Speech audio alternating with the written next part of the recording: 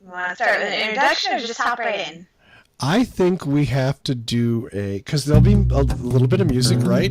And then we did I'm trying to remember how we started last time.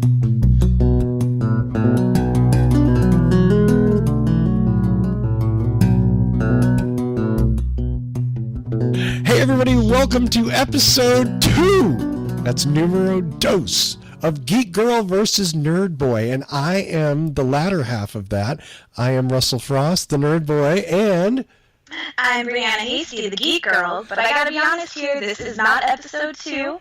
This is episode 2.5. Episode 2 was that Halloween one that got lost in the abyss. You had to mention that. You see, I was going to wait for 6 months, we'd be up to episode 30, and it'd be people would be like, isn't there a missing episode somewhere we heard? And then yeah, there is. And, for $10, you can listen to it. Yeah. So now all they know is that it was about Halloween. And it exists. I need a big knife. Oh, I have a big knife. Here, how's this? Why do you have a big knife? Readily available in your desk drawer. Why do I have a big knife? You never know when you need a big knife. You do know. You need it when you're in the kitchen or when you're hunting. You're not doing either of those things. I might be hunting by my desk, okay? Let's just leave it at that. It's San Marcos. It's a dangerous place. Oh, I will take your word for it. Absolutely. Well, so the question is, what is this episode all about? We should give you an idea because here you are listening to it. And both of us, what time is your showing tonight? My showing, 6 p.m. IMAX. I paid the bucks for IMAX to see Avengers Endgame. And my showing is at 10:40 in non-IMAX because I'm a low-tech kind of dude. So. See, I'm going to have to disagree with you right now. First, because you've been working on all of that tech there for half an hour. And second, because this film was filmed specifically with IMAX cameras, so it's got to be the only way to see it. I have something to look forward to then. Okay. See? Right. I can see it. I can get this story. I can cry my little tears depending on what happens and nothing. Did you just froze? I can cry my tears and I don't know. And then go buy a ticket and see it in IMAX. Okay. See, I was going to reverse. I almost bought another ticket for Friday morning showing at 9:15 in regular. But I'm like, maybe I'll just wait. That is a real leap of faith on your part. I mean, to buy 2 tickets separated by 14 hours, 12 hours, and... I think I waited probably about the same amount of time for Solo. Oh, no, I had to work. I saw Solo at nighttime, worked in the morning, and then I went after I got off of work. So... Oh, no, I guess it'd be about the same, about 12, 14 hours between the 2 showings. Are you off tomorrow? I've got faith. I'm sorry, are you off tomorrow?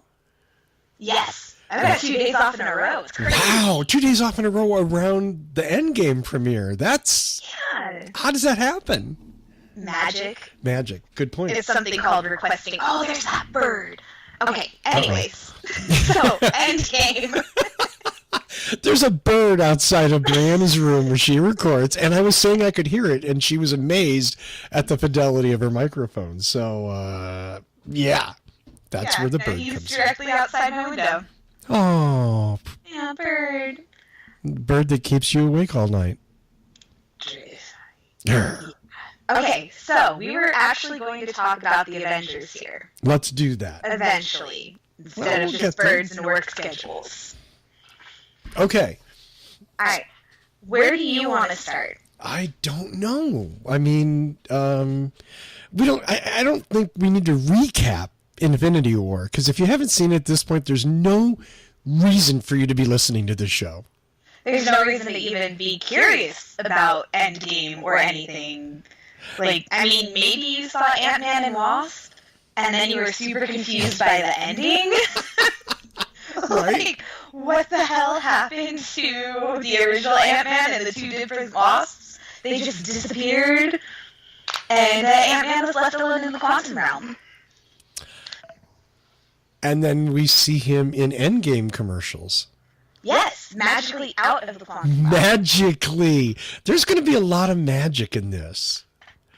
I mean, I guess there was no other way around it, but one of the early teaser commercials was Tony Stark about to die, right? In the spaceship, he's out of food and water, and he's going to run out of air, and he's sending a goodbye message to his girlfriend, and Tony. Beyonce, get it right. Pepper Potts has worked hard in that damn company. What did I say that didn't acknowledge that? Girlfriend. Well, he's okay. But he wasn't saying goodbye to his CEO. He was saying goodbye to his girlfriend. Okay. Okay, here's my question. You get this... You've got Iron Man, like you said, Tony Stark doing his goodbye speech. Right. Where the fuck is Nebula during that? Well, because she hasn't disappeared. So she's there somewhere. And Nebula's the kind of person who's not going to sit around and cry for very long. You get that idea, yeah. Yeah. So they got to work together to rebuild the spaceship and get their asses to Earth. I guess. I mean, I don't know how they resolve it, but the interesting thing was, and I get why they use that as a teaser, but then, in like the next commercial, here's Iron Man and flying through the air, and here's Tony Stark in the quantum uniform, allegedly, walking around. It's like, oh, I guess he got out of that. Yeah. Him and Cap actually working together, like, right. You know what's going to happen. Yeah, like, I guess there was more. Spider-Man's coming back. There's a second Spider-Man movie, so these things are given. No. And it's just fun how we're going to get there. And not to go down a rat hole, but something I read yesterday. So this is not the last movie in the 10-year MCU plan. This is not the capstone to the whole arc. Did you know that? Well, isn't it, won't Far From Home be the end one? Yeah, Far From Home is going to be the final movie in this series. Yeah, because that was the same way for Homecoming. Civil War wasn't the end of Phase 2. Spider-Man Homecoming was. You maybe know more about the details of the phases than I do. Okay, you definitely know more about the details of the phases than I do. Yeah, a little bit. This is me holding my hands way far apart to show how much more Brianna knows about this than I do.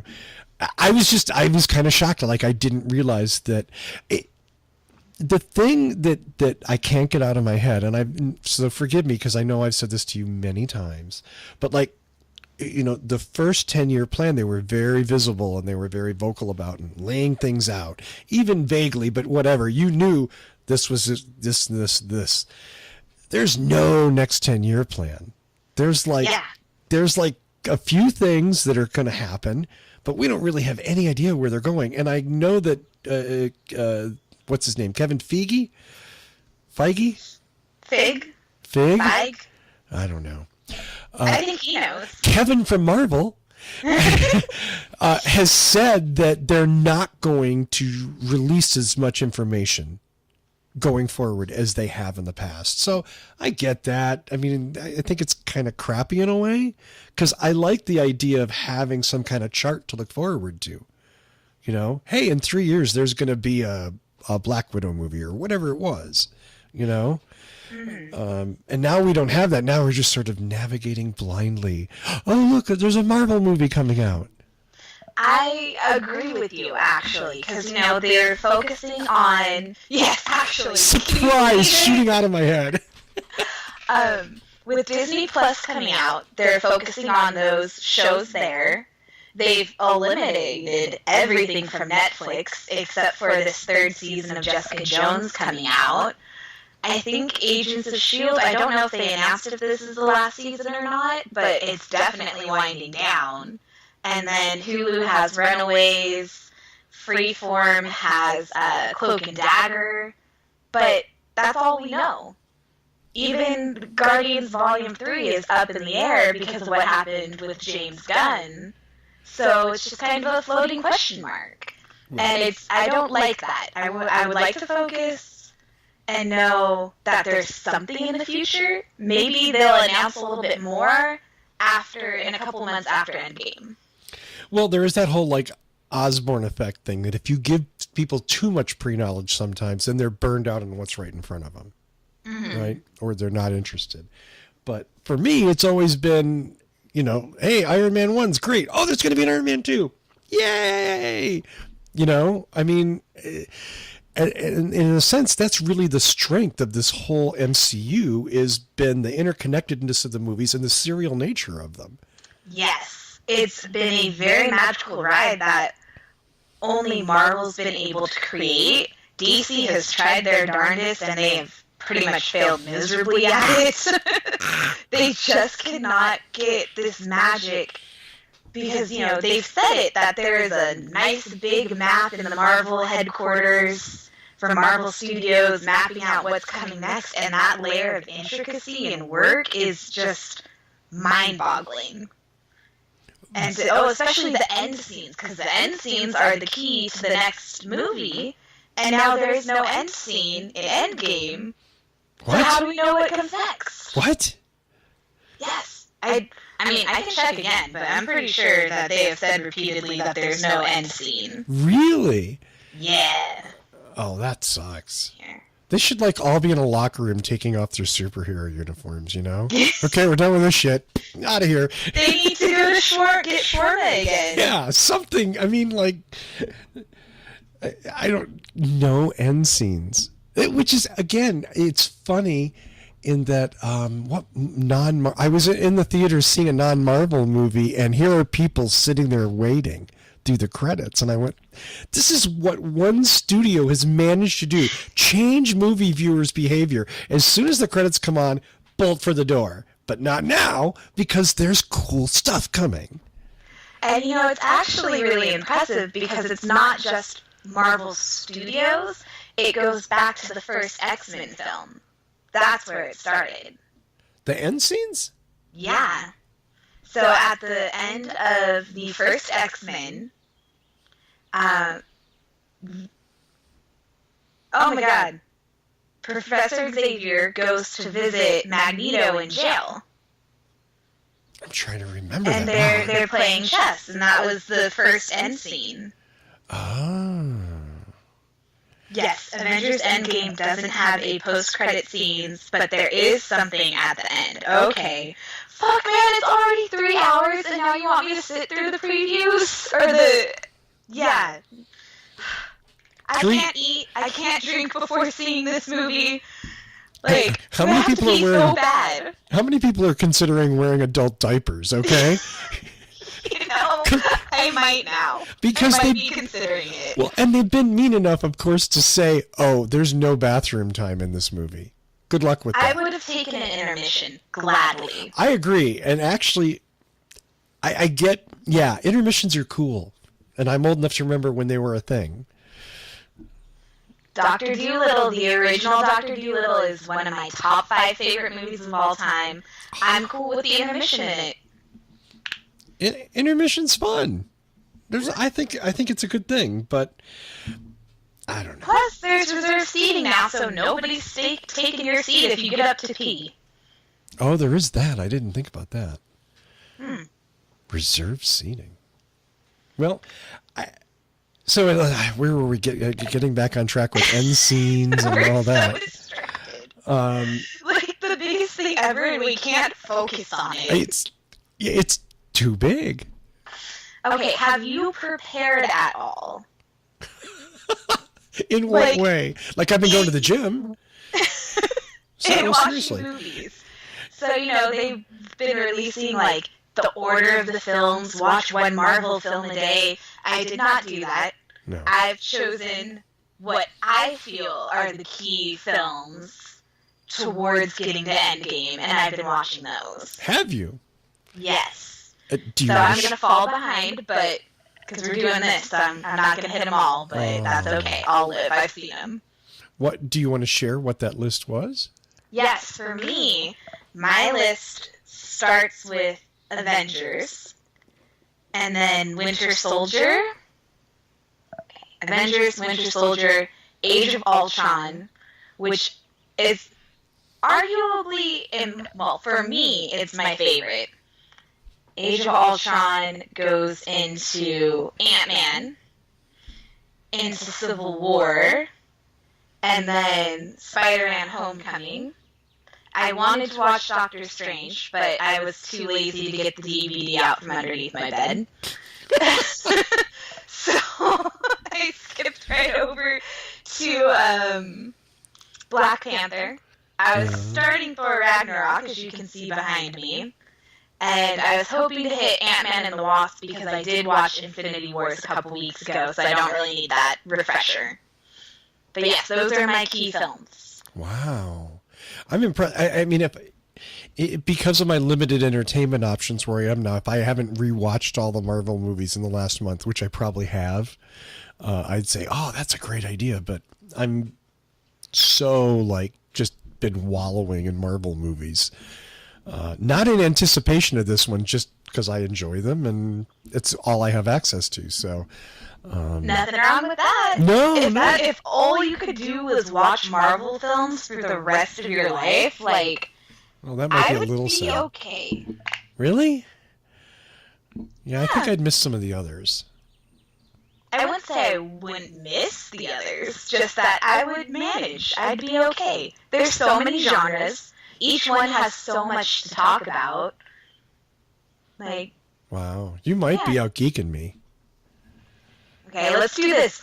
What character pairing are you looking forward to in Endgame? Character pairing? Yeah. Explain that phrase. Okay. I am looking forward to watching Nebula interact with, like, Black Widow and Okoye. Oh. That I want to see. Because Nebula's kind of like a spoiled child in a way. Oh, She's very a much. super abused child. But she's spoiled. She's wanted her own way for so long. First, I hope that she is 100% the reason why Thanos gets taken down. I want her to, like, throw that final punch, get her revenge. Right. But, like, the only woman she's ever really interacted with is Gamora, barely Mantis. So what's she going to be like with these other strong female characters who are not really going to take her shit? Well, the other interesting thing, and I saw, maybe it was one of the Marvel teasers, is a shot of Gamora sitting next to Rocket. And they're both they're holding hands. Yeah, and they're both kind of, and I'm like, oh my God. Yeah, that makes sense, because Nebula's sort of that replacement asshole for Yondu. That Rocket can directly relate to, you know, that sort of damaged soul. Rest in peace, Mary Poppins. Exactly. Exactly. So I don't know. I mean, it's that'll be interesting. I don't know pairings. I need to answer that. I don't know. I haven't thought about that. You know, I don't know. That's a very good question. I think it's something I don't know. I'm not. This is such a big thing. It's hard to like. It's hard for me not to break it down into little bits. Okay, You know what I well, a mean? little bit. Choose a little bit. Well. I don't know. Russell, you're failing. You're failing. I was actually going to say, like, I'm really intrigued by this Nebula Rocket thing. And is that going to be, because, you know, she's already, like, zapped him once, and they're certainly hostile enough. I mean, well, she's hostile to everyone, but, you know, and so's Rocket. Yeah, so's Rocket. And they're not the friendliest of the Guardians of the Galaxy. Well, no, yeah, it was something else interesting, and I don't remember how I came onto this thought, but, you know, Rocket and Groot are not role models for children. They love to kill people, like out loud in their outside voice, saying, "We're gonna kill some people."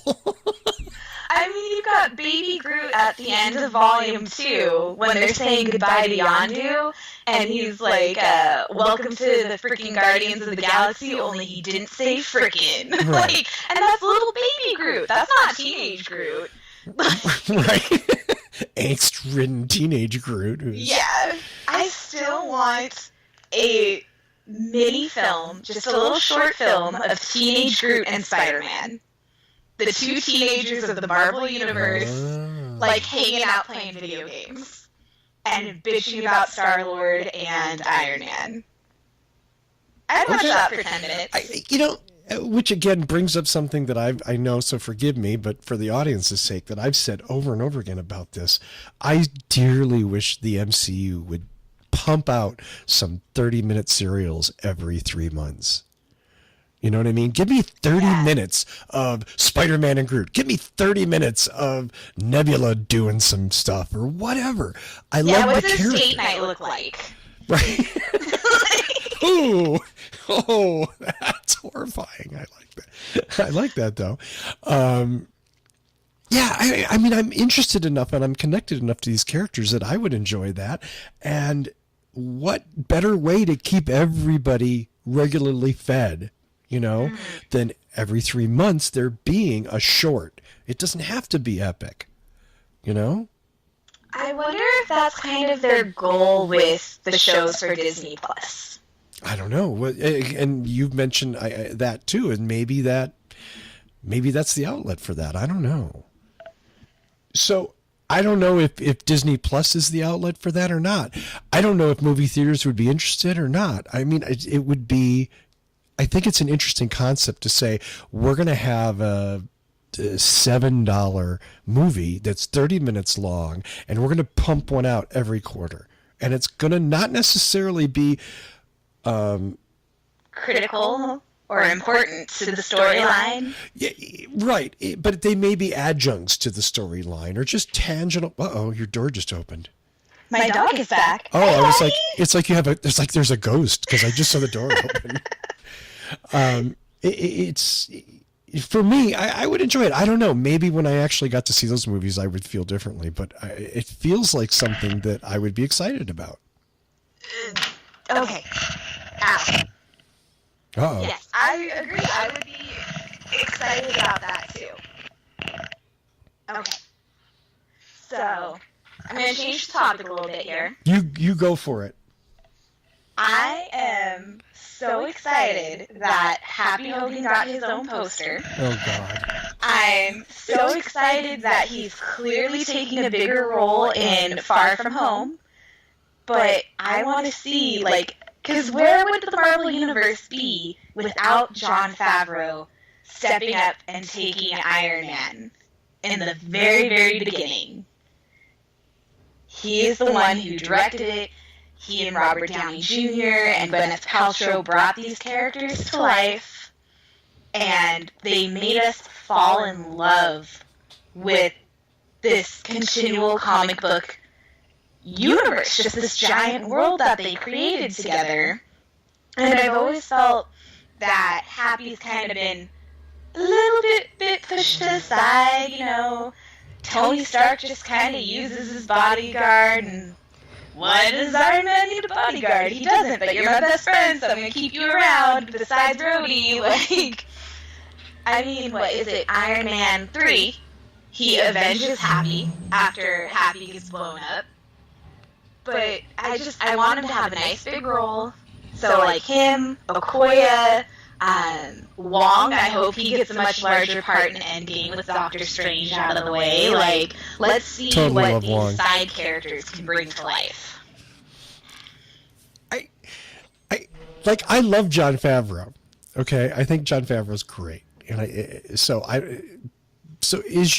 are you glad that Jon Favreau's getting the role, or that the Happy Hogan character is being enlarged? Both. Both. Okay. He is happy to me. I can't totally. see anybody else. No, he's done a great job with it. Absolutely.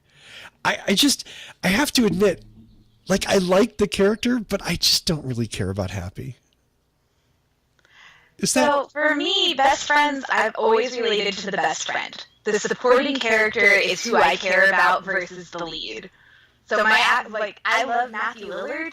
He's always been Freddie Prinze Jr.'s best friend up until like the past 10 years.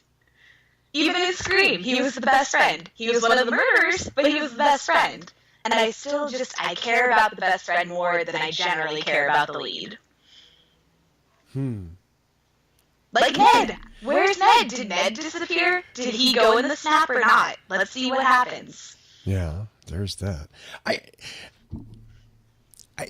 I respect the feeling that you have for Favreau / Hogan. You know what I mean? Like, I get that. And that's very laudable. I'm just not a good enough human to really go with that. Like I think Happy's a fun character, but I don't really care about Happy. That's fine. You're more of a grumpy guy anyway. Oh, I don't think it's grumpy. I just, Yeah, see what I did there? Yeah, I'm clever like that. Thanks. That's fine. I'm used to it.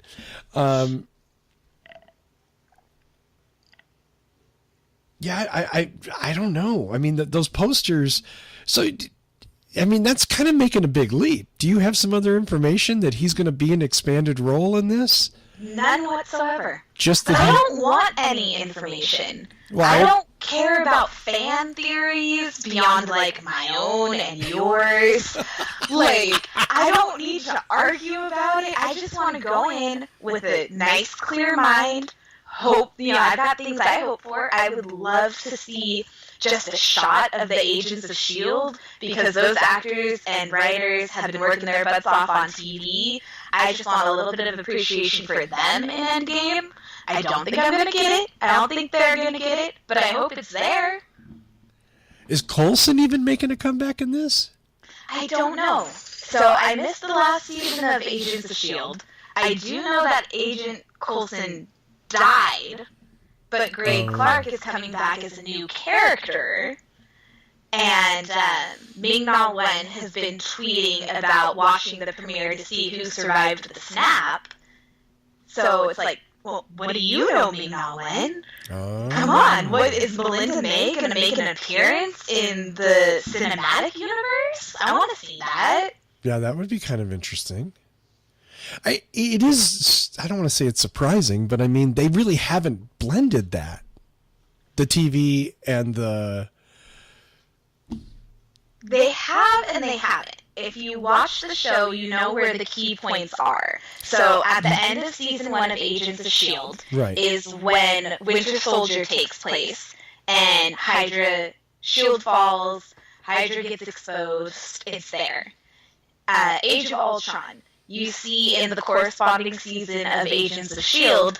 that Coulson and the S.H.I.E.L.D. team are rebuilding the Triskelion that goes to save the people in Sokovia. And then in Daredevil, I think, is when they have the biggest moment in the Netflix universe about talking... Kingpin is making all this money because the Avengers destroy New York every other week. And it's also brought up a couple of times in the first season of Jessica Jones. So there are mentions, and if you are an insane, nerdy, geeky person paying attention to every little detail, then you can pick it up and you can see it. I would like a nice big bow wrapped around it. But it's always in one direction. It's the TV acknowledging the MCU. The MCU, no nods to TV. Yeah. So I want that. I would like it in Endgame. If this is the Endgame for this entire past 10 years, I just want a nice little nod saying thank you guys for your hard work.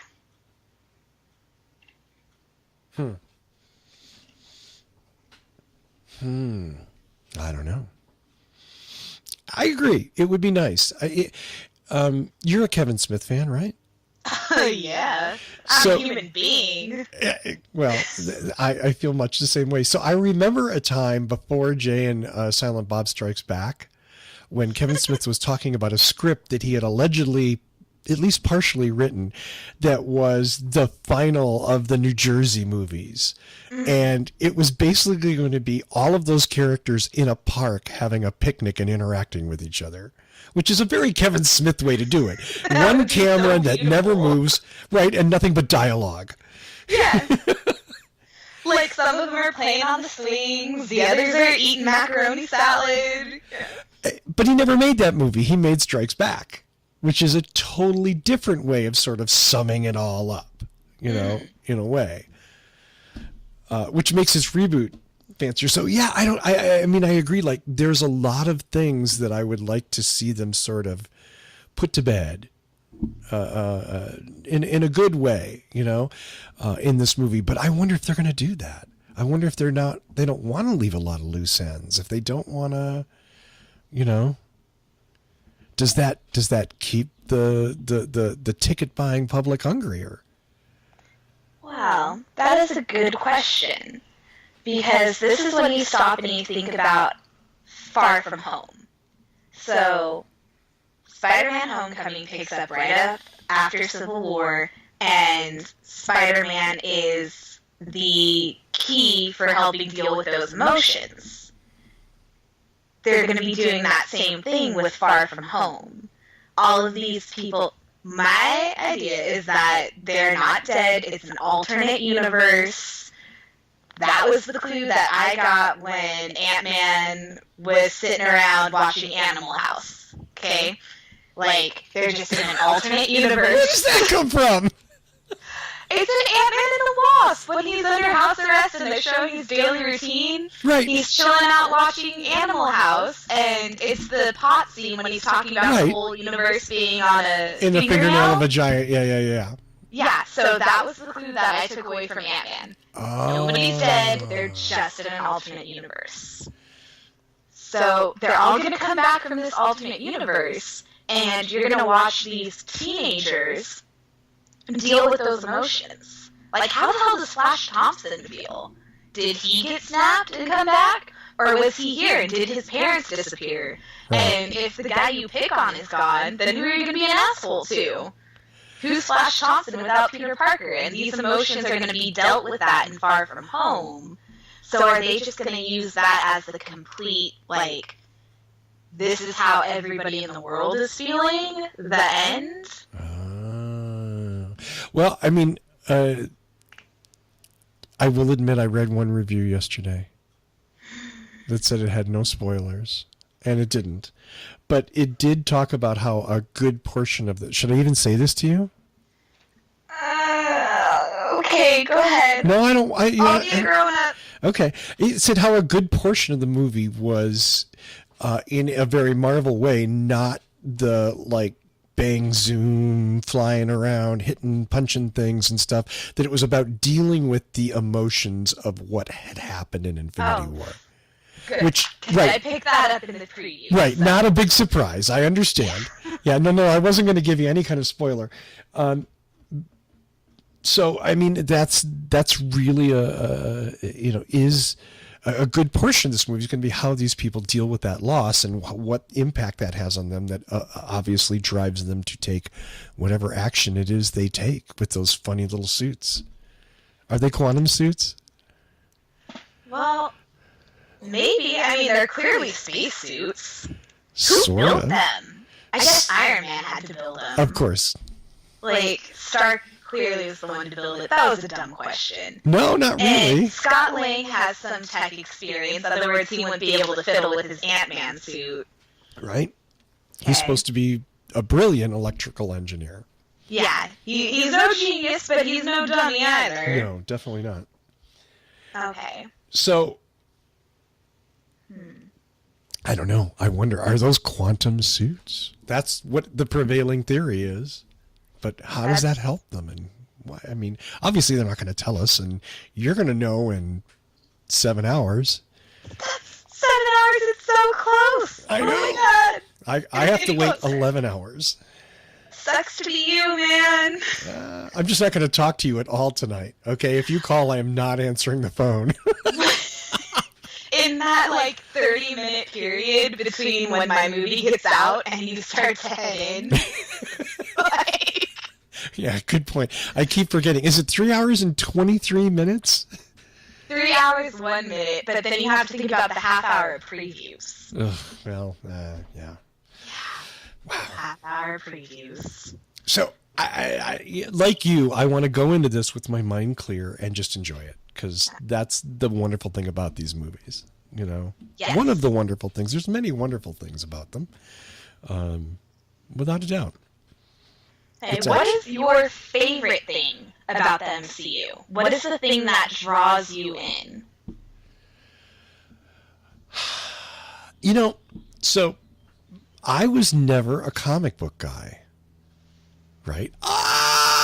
Blasphemy, Okay. lightning coming down from the sky. My little brother, 6 years younger than I am, was the comic book nerd, and he had the long boxes full of comic books. So when I would visit or something like that, and for a time, my brother and I cohabitated. We shared a condo in Escondido. I would browse through some of his old comic books. You know, I'm bored. I'm going to do this. That's my experience with that. And in general, a lot of it doesn't appeal to me. And then, then you have superhero movies. Well, Batman, this is like a whole show in and of itself. It is. It is. Batman is like 3 hours by itself. Exactly. And we'll do that someday. But suffice to say, like the Batman stuff I found to be very unsatisfying in a lot of ways. Like it's cool, but what the Marvel movies have managed to do is take all the stuff that I loved about the characters in the comic books, make it even better, and leave out all the junk. I don't know how. I don't like if somebody obviously wasn't making these for me. They're not reading my mind. But the aesthetic, the way they produce and screenwrite these things works for me. It's the good stuff. There's very little of the time when I'm like, when I go and rewatch the movies I sit on my computer because I don't have a TV. And what's the one temptation on a computer when you're watching video? I don't know. I don't watch video. Okay. To hit that slider and move it forward. And I do that all the time on movies. And even on TV stuff. If I'm watching Hulu, like, oh, screw this part. I want to get to the good part. I very, very seldom do that with Marvel stuff because most of it's pretty good. And I enjoy all the different aspects that the movies show. So for me, it was that distillation. And then, you have like the other bad examples like the DC movies, which again, send me email. But I'm not a DC movie fan. I mean, I want to be, but Watch Shazam. You'll get some points back for DC. I have to see Shazam to do that. Yes. I'm not saying it's a masterpiece, but it is enjoyable. I don't know. Like, I thoroughly enjoyed that last 20 minutes of Shazam. There's some funny parts throughout, but in general, yeah, DC, bleh. It's just, it seems like DC is, again, what I like about the Marvel movies, they took all the stuff that I enjoyed about their comic book characters and their books, and they put it into a movie and made it even better. DC, nah. They didn't manage to do that editing. They went for a stylistic approach that doesn't. To me, after a while, it's just like, okay, great. Everything's dirty. Everything's dark. Everything's horrible. Like the sun does not shine in the DC universe. Not even at the end of Justice League. There's like funky science fiction flowers and everything's growing, but it's still like pretty dark landscape. Mm-hmm. It's like visually, they couldn't even really just like a beautiful, gorgeous, sunny day. I hear that. The Marvel Universe definitely, they understand in a way that when terrible things happen, the world is still full of bright colors. And in a lot of ways, that can make it so much worse.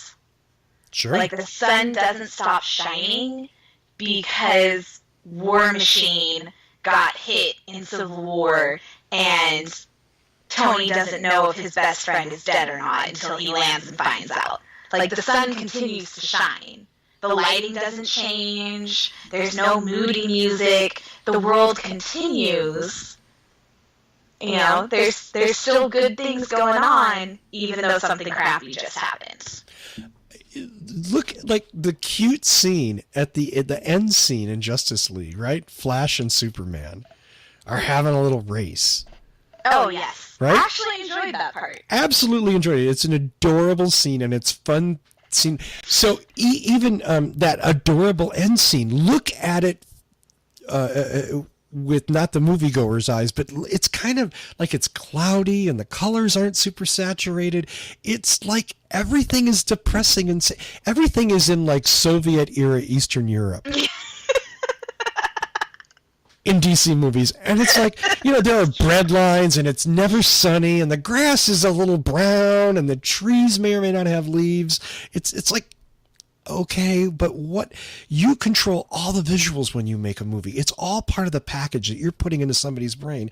And the idea that they either didn't consider it, which seems incredible, or that they considered it and they made that choice is appalling to me. I feel that. So then you turn and look at Marvel, and they're having this intense conversation about how Thanos is coming to attack, and Bruce Banner is delivering this news to Tony and Doctor Strange and Wong, and yet they're still having a conversation at the same time about Ben and Jerry's ice cream. Right. We're making a joke about the Hulk fudge thing or something, which is brilliant. And Bruce is standing there like, oh my god, I just watched all these Asgardians die. It was terrible. Wait, they named an ice cream after me? That's pretty cool. Right? Are you stretching on the cauldron of the cosmos or something? You know, like yeah. It's absolutely. It works. And so Infinity War complaint.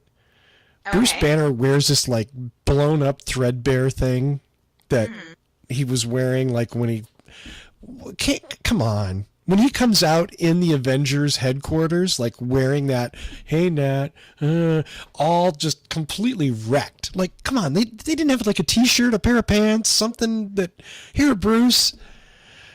Well, this is the way I see it. I completely understand where you're coming from, but everybody's got their own bedroom, right? So that means they probably packed up Bruce Banner's stuff, it's sitting in a box. You know, Natasha probably goes and looks at it and is like, F you, I know we had an argument, but you had to leave the Earth, like, screw you, buddy. So she glares at it every now and again, and then he shows up again, and they're like, well, just go through your fucking box, man. Like, because he does not spend money on clothes. He doesn't have tons of funds. I'm sure Tony offers to pay him. But when you turn into a giant green rage machine, you are not often thinking about your wardrobe. I just think it was a mistake from Marvel's standpoint. Not from like the practicalities of the MCU. Just like, okay, in the weird wrecked clothes, but like he wears those clothes through what probably feels like a couple of days of elapsed time in the movie, and I'm like, no, come on. I mean, somebody's got to give him a sweatshirt or something, you know? Come on, Bruce. No, I definitely feel like there's just this is my ex-boyfriend's box, and that's it. You're really fixated on that. Yes, I really am. Like, nobody cares enough to go get Bruce new clothes. He's not going to go shopping. The world is ending. He could either go shopping for new pants or eat ice cream. Well, I agree with that. I would eat the ice cream too. I mean, yeah. But look at me. Do you want to talk about speculation about Endgame, or do you want to leave that out? Speculation. I don't know. Like I said, I'm trying not to speculate. Well, that's what I'm saying. If you don't want to talk about it, we don't have to. Well, I don't know if it's not that I don't want to talk about it. I just don't know if I really have anything. What do you have? Well, I think the only thing that jumps out at me, and the reason I bring this up, your Ragnarok just reset behind you. I've seen it. The only interesting thing, and I feel like Marvel's almost put out too many clues, is the Bruce Banner Hulk evolution. The Professor Hulk. Have you seen this? No, I have not seen that or paid attention to it. If I have seen it, or know enough about the Hulk storyline to Right. recognize it. So going back to print at one, and again, in comic books, right, there's like 8 different Iron Mans. They go through 8 different, they all have their own little story branch. Yeah, all the different Captain Americas. Yeah, one of the Hulk things is that somehow, and I don't remember how, but somehow Bruce Banner manages to assume the identity control of the intellect of the Hulk when he's in Hulk form, and he becomes what they call Professor Hulk, which is Bruce Banner's brain, Hulk's body. Okay, best of both worlds in one argument. So, thank you. And that's kind of weird. Sorry. Everybody. It got too stuffy in here. I needed that window open. Yeah, no. Of course, the bird is back I now, told so you that what are you before gonna the do? show. You were like making jokes about not having enough oxygen. I'm like, the bird's okay. I'm like, I don't have enough oxygen. You were right. Yeah. So anyway, what I think the tell with that is, and maybe I'm wrong, maybe in 11 hours I'm going to feel very stupid, but it seems like the pictures that we've seen of Hulk, there's much more Mark Ruffalo face. It's much more humanized than it used to be, and I'm wondering if that isn't the visual tell that this is the evolved Hulk, and it's Professor Hulk. Okay. I see that. Have you noticed that in the Hulk visuals? I don't even think I've noticed the Hulk. Okay. Like, I've only seen Bruce Banner. I don't think I've seen a picture of the Hulk. Right. Well, and It's weird because I've watched the trailers, so many of them, so many times. so speaking of trailers, and I'm kind of really all over the place, so forgive me for that, but the one scene that we see over and over again is the group of Avengers in their what we'll call quantum suits, walking down what looks like an airport terminal.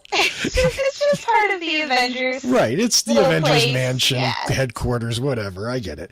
But so we see them each in groups. I'm trying to remember, do we see Mark Ruffalo?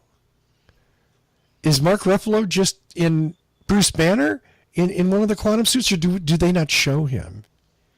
I don't know, now that you mention it. Yeah. Because honestly, my eyes always travel to Paul Rudd first. Well, that's because you got a Paul Rudd thing. It's true, but I also have the Mark Ruffalo thing. So, I like Mark Ruffalo. like, I don't really go for... I mean, I love me the handsome Avengers, too. You know, the classically handsome Captain America and Thor. But I like the more rugged, life's been hard on me look of Ruffalo and Paul Rudd. Ah. Is that the Yeah. way? Is that how you see Mark Ruffalo? Life's been hard on him. 'Cause I Well, don't the way see they portray him. Ah, okay. Yeah, you know, they let his gray out. They kind of emphasize the crow's feet. You know, they build it up a little bit more. Right now, I'm Mark sure that Ruffalo's- it's a makeup choice too. Sure, of course it is. Well, and again, in a movie, you choose every possible visual to convey a message. Yes, A good movie like such as this. the clothing. Which is why I think they send the wrong message with disheveled Ruffalo through the beginning of Infinity War. But that's just me. That's just me. Anyway, All right, I don't so- remember. Where was I going with that? I don't know, because I was about to change the topic because I honestly don't know what we started with Do there. it. Change it. Okay, so back to Paul Rudd and how does Scott Lang get out of the quantum realm? Right? Because I'm thinking clearly at least a year has passed between Infinity War and Endgame, based on Black Widow's hair. Ah, yeah, okay, fair enough. Okay. I definitely some time has passed in what we've seen in the trailers, yeah. Yes. So they've had some time to work on it, and the trailer you see Scott Lang walking through the neighborhood looking at all these missing posters. Right? So does he come out back in San Francisco on that rooftop and everybody's just gone? Like, does he clearly, Hank and the others are gone, but does he go to his daughter's house looking for his daughter, an ex-wife, and a husband? Like, how does he get from there to upstate New York? Because that's clearly got to take some time. Well, when you think about travel is going to be hindered, tons of broken down cars on the road. And half as many people to clean up the mess. Yeah. Right? I don't know. I mean, and he's in the van, though, the van, that they use at the end of Ant-Man and the Wasp. Yeah. So, and then one of the trailer scenes is he's at, like, the gate of Avengers headquarters, yeah. right? Hi, it's me. Hey, it's me, right? Who wants to tell me what's happening? So, there's a connection, not necessarily a direct, but I mean, we see him in with that vehicle. How did he get out of the quantum realm? That is a really good question. Yes. So, and since he got out, does he understand enough now about how to use the quantum tunnel to get back into the quantum realm? If that's really where everybody is. I mean, was it as simple as taking the little blue enlarging thing and sticking it in his regulator and blowing it up again? But you wouldn't think so, because then why go to all the trouble with the quantum tunnel? I guess that's to get them into the quantum realm. Once you're there, are there more than one ways to get out? True. I don't know. Oh, these mysteries gnaw at me. I have to wait 11 hours. I don't know. I'm excited to see Rhodey get in a bigger role because, you know, Don Cheadle is just a god among actors. He's very cool. And he's always, you know, kind of off to the side unless it's the Iron Man film. So I really want to see him step up. Hopefully he gets a nice big role. Yeah, I absolutely. In a way, I don't know. You know, it would be interesting to see, do the characters that are left get expanded roles? Do we get to see in some portion at the beginning of the film, do we get to see more about them? You know, which would be very cool. I'd love more Black Widow. That's true. I love that character. I love Scarlett Johansson. I think she hella deserves her own movie. What does Black Widow's bedroom look like? If I only knew. If I only knew. What kind of question is that? This is where, coming from a character standpoint, okay? You know, you get a look at Wanda's room in Civil War. Right. There's little pieces of who Wanda Maximoff is. But who is Black Widow when she's at home? Well, this is an international spy from the day she was born. Right. Like, what kind of stuff does she have sitting on her shelf? Well, the most interesting home tour on the planet would undoubtedly be the video, the like the MTV Cribs episode that's like Avengers headquarters. Here's Vision's room. Blah blah. You know what I mean? Like that would be amazing. That would be so cool. Right. I would watch that in an instant. Oh, in a heart, I'd pay to watch that. Yes, I will give you another $20 for an IMAX movie ticket to watch that. Just to see, I just want that tour. And it's not all the technology, it's the personal, like I want to see Captain America's bedroom. You know what I mean? I want to see Visions. I want all of that stuff.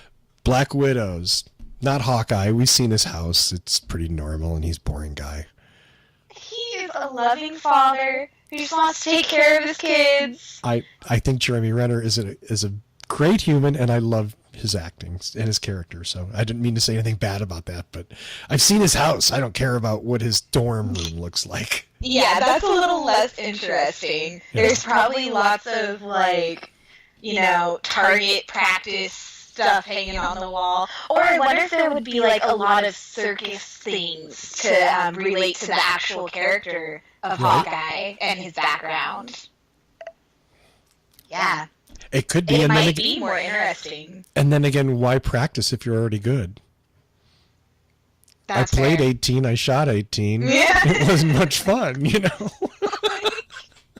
So how does he get to where he is? Clearly, his wife and kids are gone, except for maybe his daughter. But then he's, you know, you gotta look at that haircut. He's taking revenge out on somebody. He's obviously pissed off. Yeah. This goes back to a comic book thing that I don't know about, where he morphs into a different character. I don't know anything about that plot line myself. I don't have any history or background on it. I know almost. I'm going to tell you everything I know about it. At some point, one of the Hawkeye characters morphs into a character named Ronan, I know that. who's some kind of assassin for I don't know what. I don't think a bad assassin. For the circus. I'm sorry? It's for the circus of criminals? Circus of crime? I don't know. Wow, you know more about it than I do. Yeah, because that's where Hawkeye gets his beginning, is in the circus of crime. And his girlfriend, whose name I can't remember, but she made her appearance on Agents of S.H.I.E.L.D. They both came from the circus of crime. Oh, was that one of the Canaries? Or is that a DC thing? I forget. Well, there is the Black Canary and White Canary in DC, but I think that she is the Canary. I'm trying to think of some. Yeah, because that sounds vaguely familiar. Give me an IMDb a moment. Uh-oh. We'll figure it out. Well, so yeah, that's going to be interesting. So okay, thumbs up or thumbs down on Jeremy Renner's haircut for Endgame? I dig it. I'm into it. Okay, I'm pretty agnostic because I just don't care. But I've seen lots of like really snarky comments about his haircut, and I'm like, the dude's a superhero, whatever. You know what I mean? Like, I cut him some slack, you know? Like, yeah. They're a little too aggressive about it. Just oh, yeah. Yeah. Well, I mean, you know, or, yeah. And which goes to, like, horribly misogynistic comments about Black Widow's hair. And it's like, just stop. Please just stop. What are the comments there? Not just negative stuff. Like, you know, and it's like, again, there's a lot. Yeah, there's a lot of backstory we don't know about the beginning of Endgame, and she's a fucking superhero. Leave her alone. You know what I mean? Like, I don't care that her hair is weird. Okay, maybe this is a gender thing, because as a woman, I look at Black Widow's hair and I can go, she was blonde in Infinity Wars. Her hair is red at the roots, down to blonde in Endgame, clearly stating that time has passed and she hasn't been able to see her normal hair girl.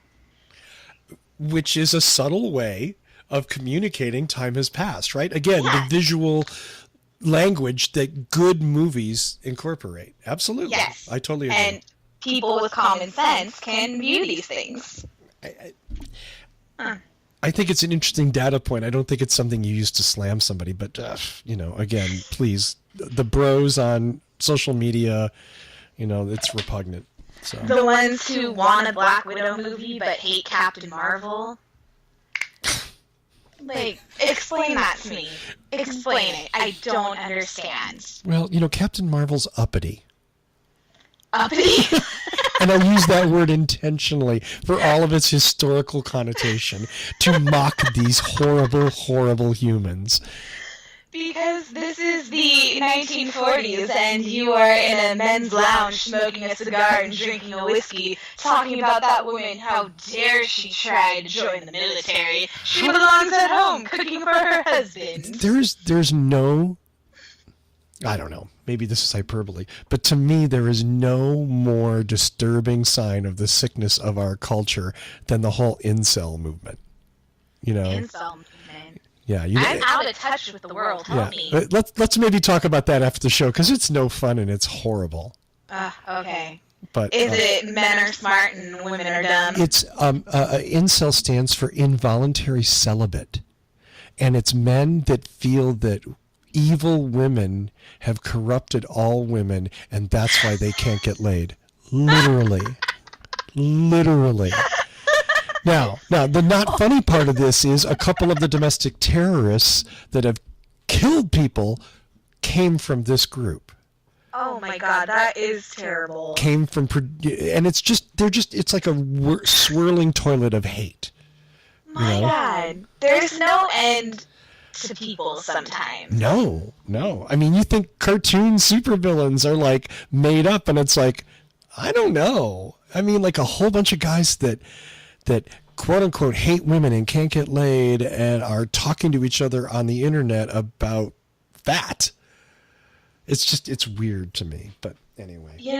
This is kind of similar, not exactly the same, but relates in a way to a conversation I was having with my friend the other day. We were talking about gentrification and that's a tough one. Yeah, so kind of how the amazing transformations and the positivity and the negative side of gentrification. Like, you're increasing the flow of money, the neighborhood's getting better, but then the downside is what about the people who already live there, who are losing their homes? Starbucks comes in, so the mom and pop coffee shop goes out. And I brought up in Miss Marvel how that is actually a big plot line in the very first series, introducing Kamala Khan as Miss Marvel. She's from this small New Jersey town, and the crime syndicate that's moving in is using gentrification as its cover. So the crime went away because the crime is legalized, So that's kind of... I had a point. My God, my point disappeared. No, that was good, though. Yeah, we're talking about gentrification in general. And so Marvel does this thing where they can teach people by using these comic book and superheroes, and that's the whole point of the X-Men, is the biggest one. And then you have there's a specific group of male people in this world who use those same comic books to increase their hatred, to defend it. Mm-hmm. But that's not the point at all. Mm-mm. It's complete opposites. I agree. And take something good and then make it something to rally around in a hateful way. Women's is taking over our comic books. Oh, whatever. That's still so ridiculously lopsided. There was a lot of the rumbling around Black Panther, too. Mm-hmm. That was a little quieter because being a racist isn't as cool as being a misogynist. But it's vile to me either way.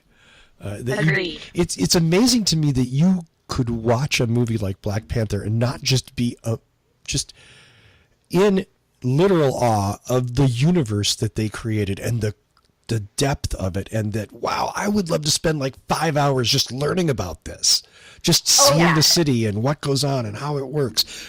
Again, I want to tour the dorm rooms in the Avengers HQ. I want a travelogue of Wakanda. Yeah. Oh my God, I agree. That I just finished Black Panther this morning, my rewatch, and when you think about that, what does T'Challa's room in the Avengers headquarters look like versus his bedroom in the palace? Yeah, I bet there's some differences.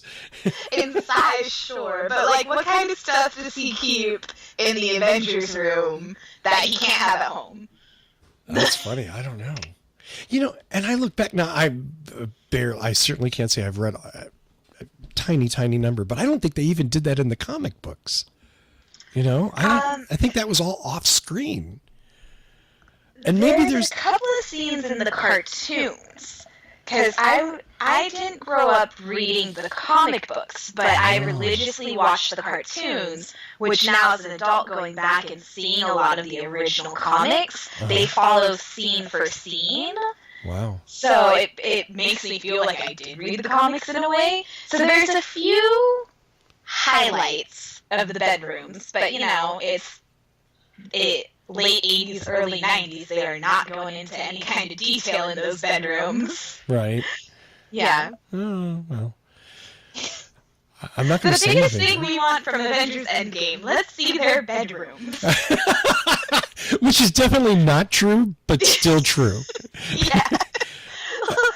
Okay, does Black Widow just go into Hawkeye's room looking for stuff, since he's retired? Oh, you know what? He borrowed that, those gloves from me. Are they still here? Yeah.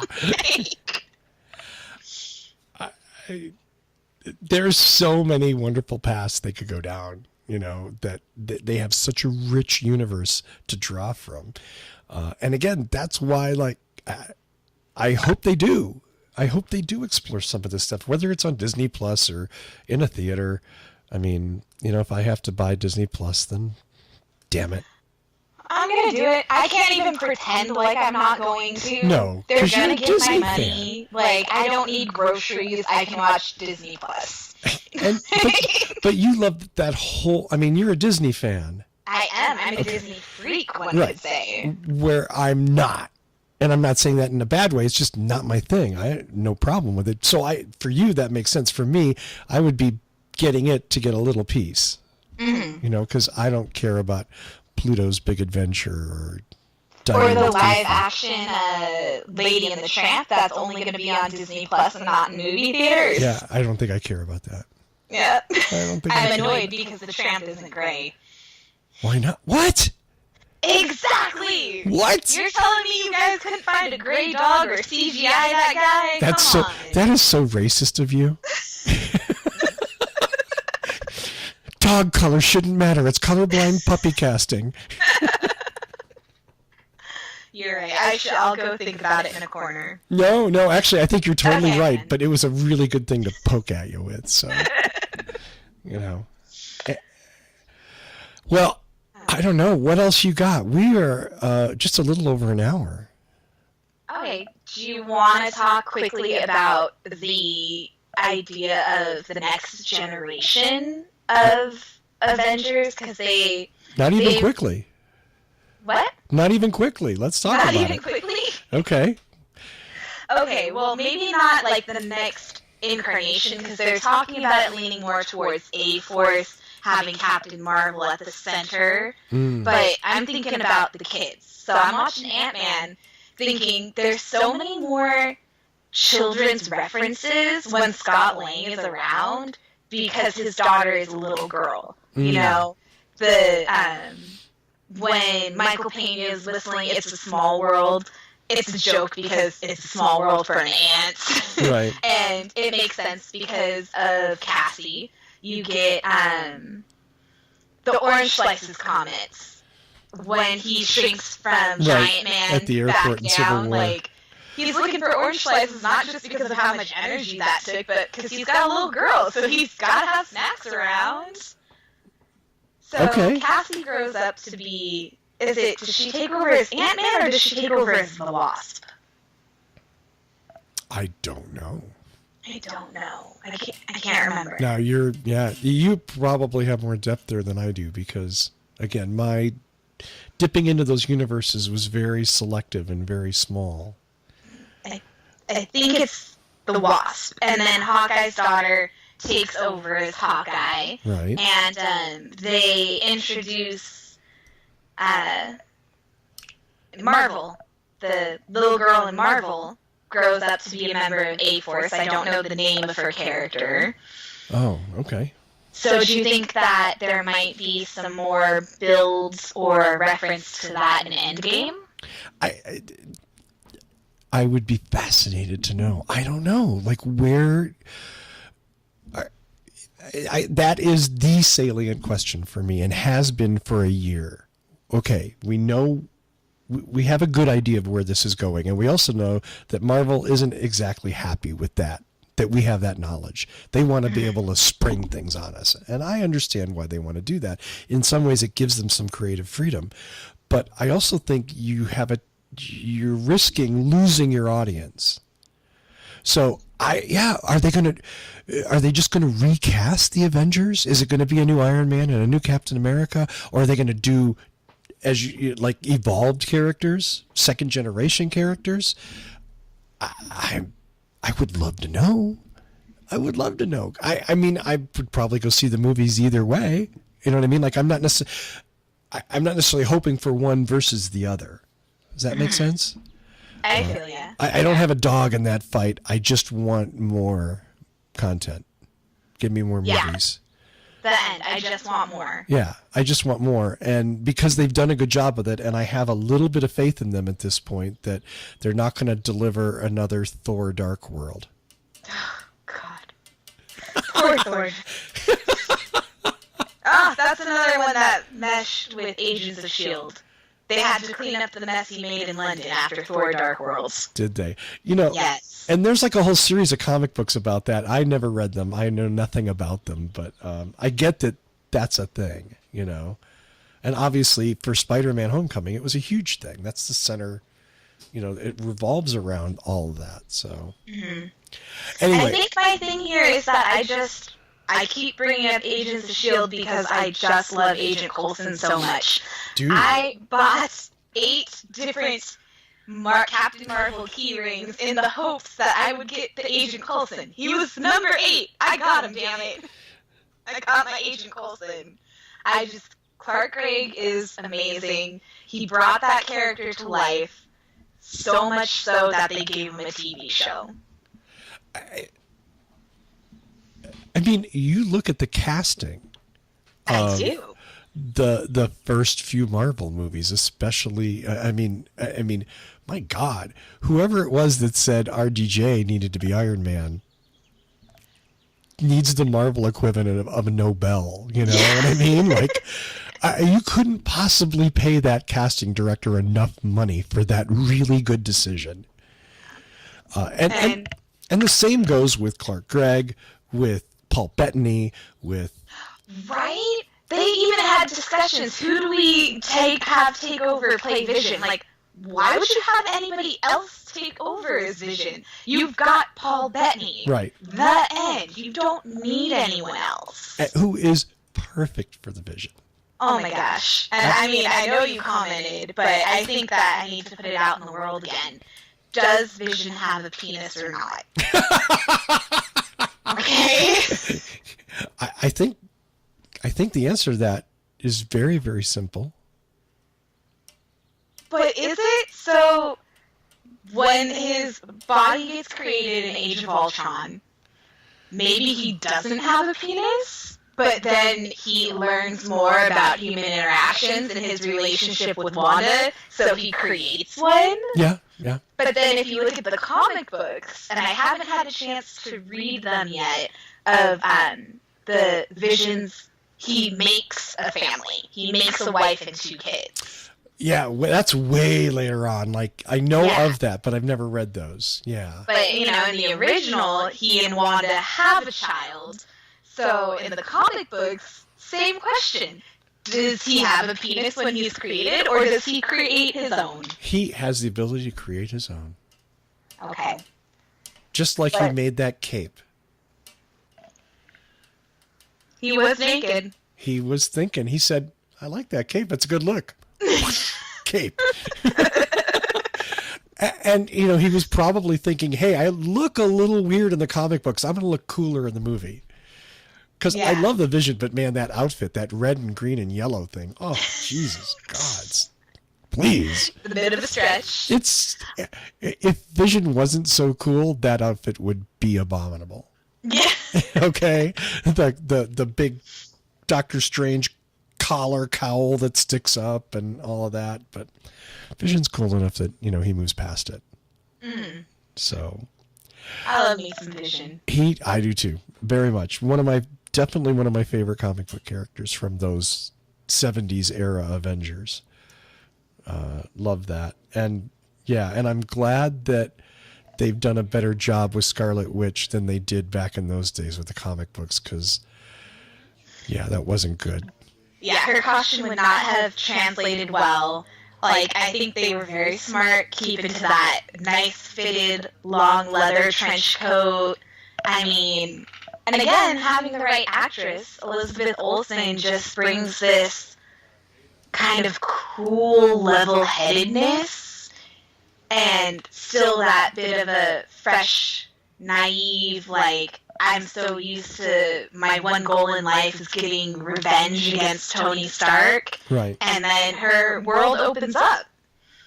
And she learns so much along the way from the different incidents that happen.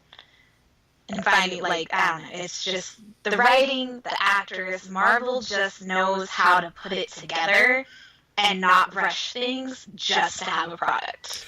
Well, and which again brings us back to that question we were wrestling with a minute ago: is what's going to happen next? What's going to happen next? And now they're going to take their own time to develop it and figure it out, I guess. But damn it, I want something. I want to know that in the fourth quarter of 2019, I'm going to get to see something else cool. That's true. I mean, after we have Far From Home, we just have to wait for Disney Plus because we don't have any knowledge about any movies. They haven't announced anything other than Far From... do we have a date for Far From Home? It's in July, right? In July. I don't know. So summer, Far From Home. I think we get it for our birthdays. Yay, birthday. Yes. Yay, us. So, but after that, there's no Captain Marvel 2 time frame. Guardians of the Galaxy 3. I don't think it's that big a question mark. I think they're just waiting.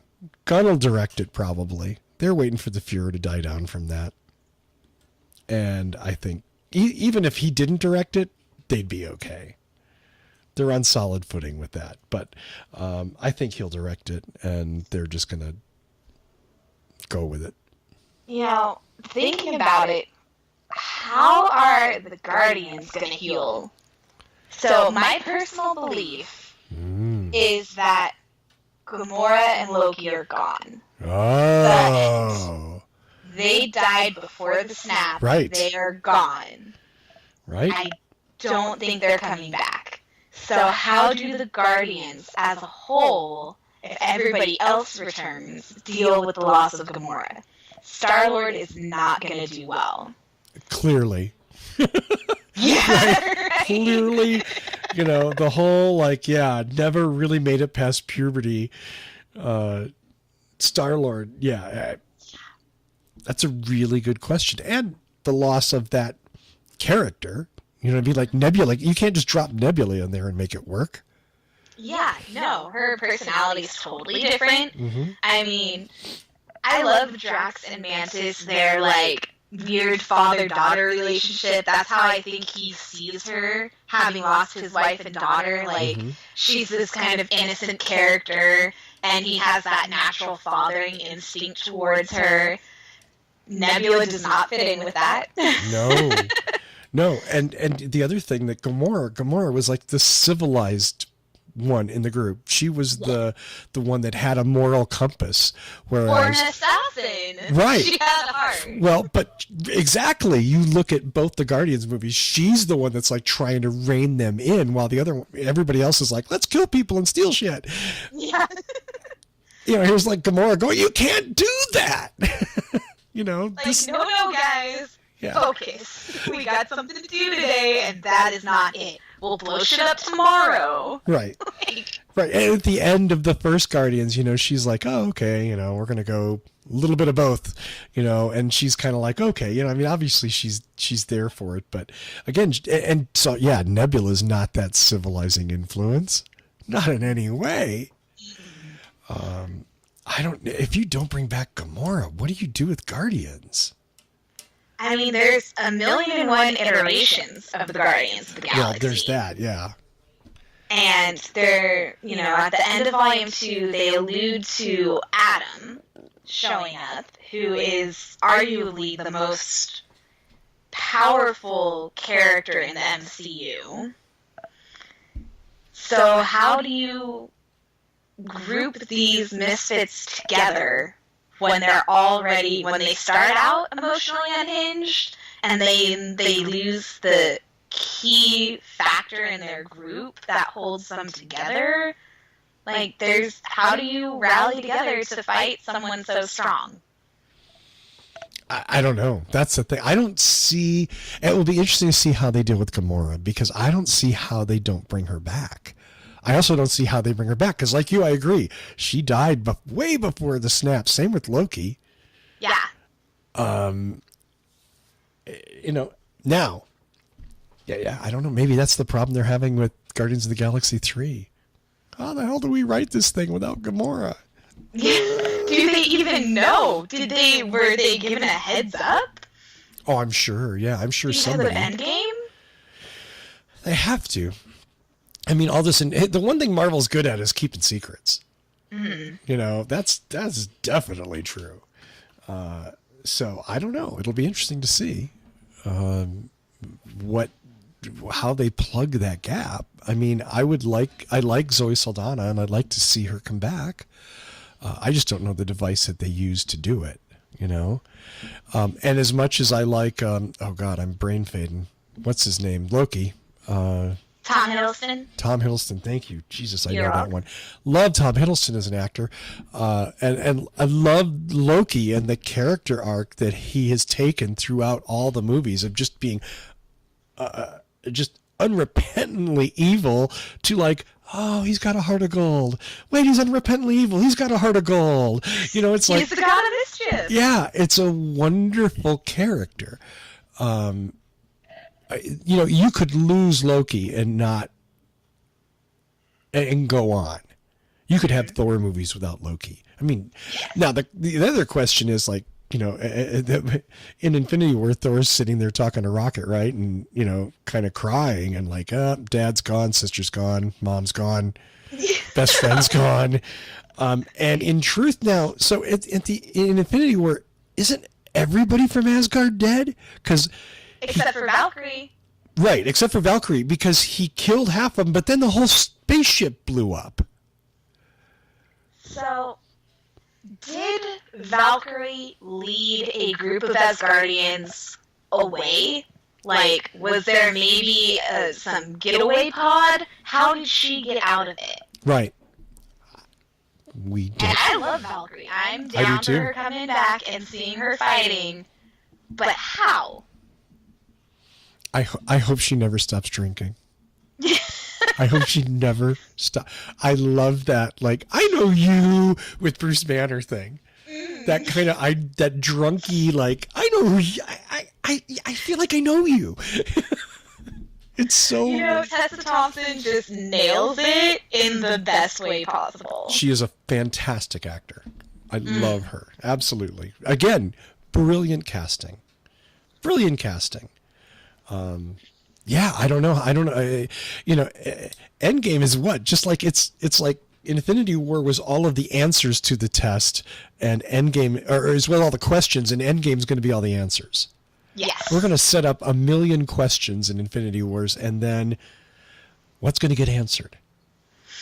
I don't know, man. I don't know. But I'm ready. I've got my Thanos Infinity Gauntlet shirt on. Yes, you Got do. some fancy Spider-Man underwear I'm going to share here, okay? I am marveled out. Wait. Let the record show she did not show her fancy Spider-Man underwear. That is true. I did not. But That's I fine. have it. Okay? Okay. That's the important thing, is you dress for the occasion. My nails are Nebula green, too. Okay? Hey, Yeah. I'm all about the Karen Gillan. Amy Pond, forever, baby. Again, super sorry I saw her in person at Oh, Talking whatever. with Chris Hardwick without you. Except for not really sorry. Thanks for watching. This has been a great show, and we'll see you next week at... No. You had to bring that up, didn't you? You just had to bring that up. Just because I was like 10 feet away from her. Actually, less when she walked forward to the front of the audience, but, you know, then I was a chair away from her. Other than that, you know. Hey, how's it going, buddy? How's your day? I don't think I have anything to say to you. Man.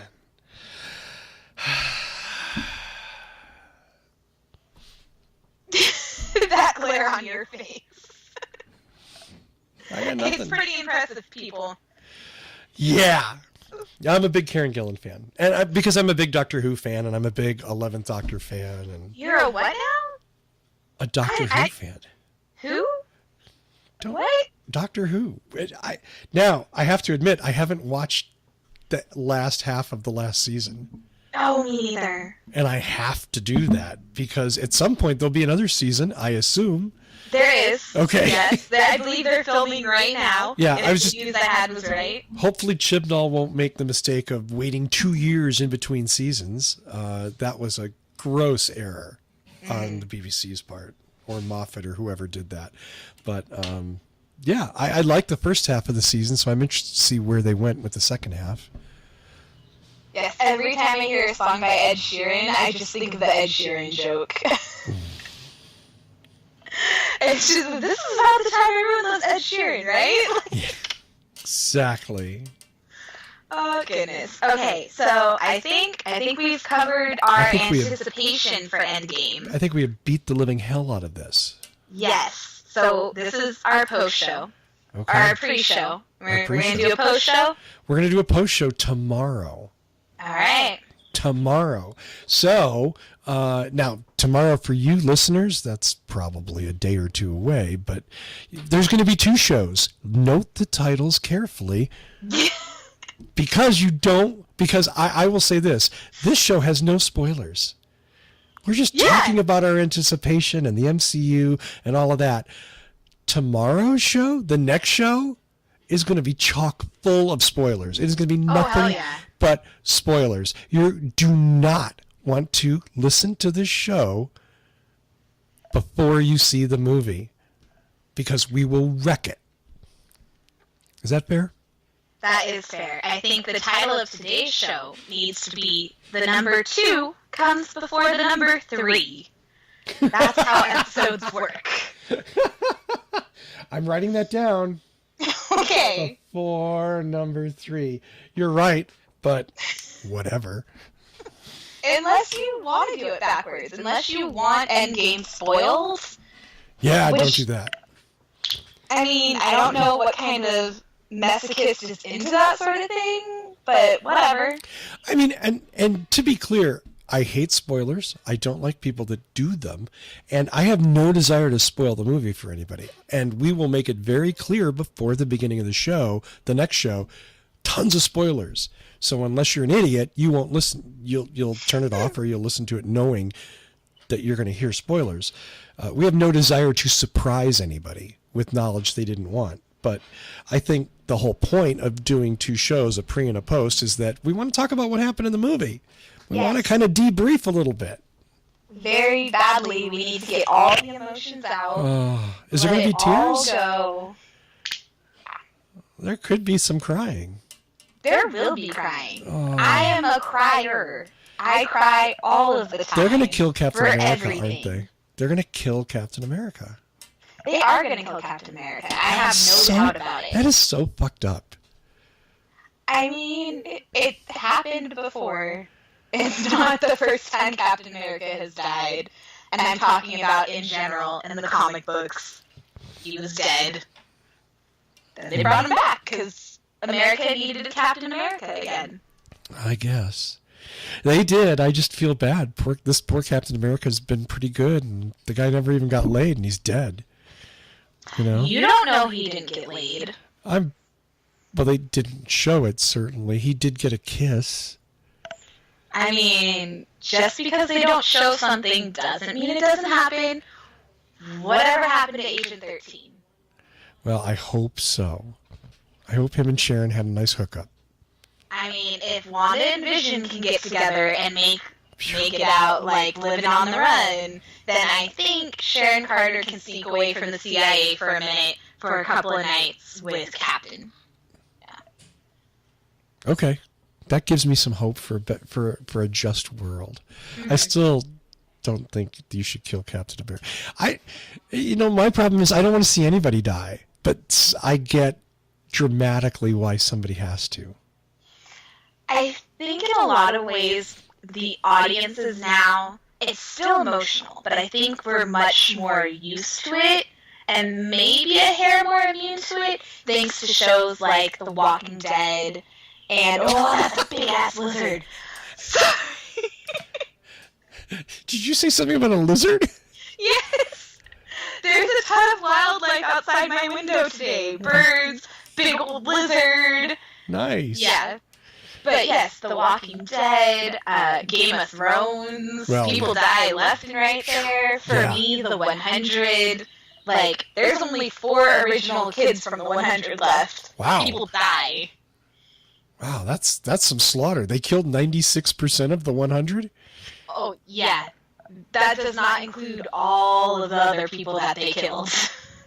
Wow. They kill a lot of people. You know, again, it just, you know, the thing that keeps me going with these MCU movies is my appreciation for the characters, my involvement, my love for them. I love all of them.